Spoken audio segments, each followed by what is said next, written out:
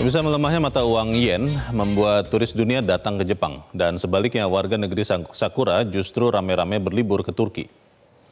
Dilansir oleh Asahi Shimbun Selasa 7 Mei, tercatat 6.000 keberangkatan orang dari Jepang ke Turki. Jumlah ini meningkat 106% daripada angka pada bulan yang sama di tahun 2019. Kenaikan jumlah orang Jepang ke Turki ditengarai disebabkan dua hal, yaitu melemahnya nilai tukar yen terhadap dolar Amerika dan menguatnya nilai tukar yen terhadap lira. Berbeda dengan pergerakan yen terhadap dolar, mata uang Jepang justru menguat terhadap mata uang lira. Saat ini lira ada di level terendah dalam 10 tahun terakhir terhadap yen Jepang.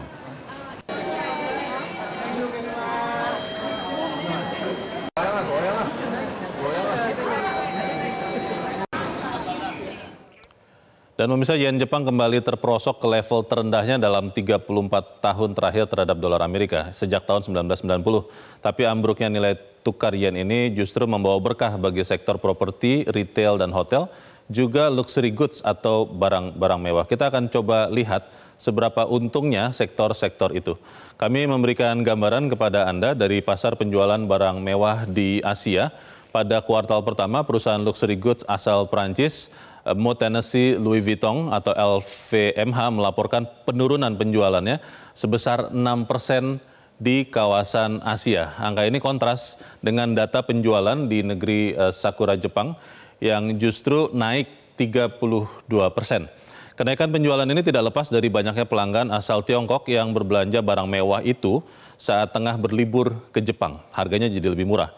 Ini tidak mengejutkan karena anjloknya yen terhadap dolar Amerika membuat wisatawan berbondong-bondong berlibur ke negara itu yang angkanya jumlah wisatawan maksud kami naik hingga 10%. Kita juga akan melihat salah satu contoh yang lain kenapa momentum ambruknya yen Jepang dimanfaatkan turis berbelanja barang mewah. Mengutip dari Bloomberg, satu tas Chanel Classic handbag di Tokyo, Jepang, harganya jauh lebih murah daripada di New York, Amerika Serikat. Perbedaan harganya mencapai sekitar 1.423 dolar Amerika atau kurang lebih sekitar hampir 23 juta rupiah. Dan yang tidak kalah meraup untung di tengah melemahnya yen adalah sektor properti di Jepang.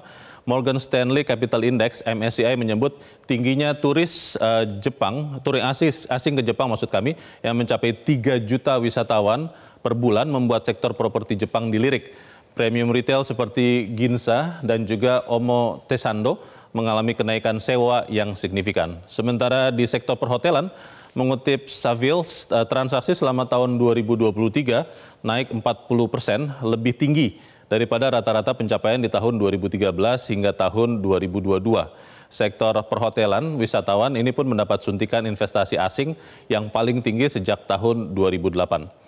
Dan data lainnya yang kami kutip dari CoStar, sejumlah hotel khususnya di kota Tokyo, Osaka, dan Kyoto menaikkan rata-rata sewa harian, mengalami kenaikan rata-rata sewa harian dalam 3 bulan awal tahun ini, 2024. Kenaikan sewa harian ini mencapai 30 hingga 50% untuk hotel-hotel itu. Dan inilah yang menarik karena yen yasu atau fenomena melemahnya nilai tukar yen Jepang terhadap dolar Amerika ini harus tentunya kita waspadai. Jelajahi cara baru mendapatkan informasi. Download Metro TV Extend sekarang.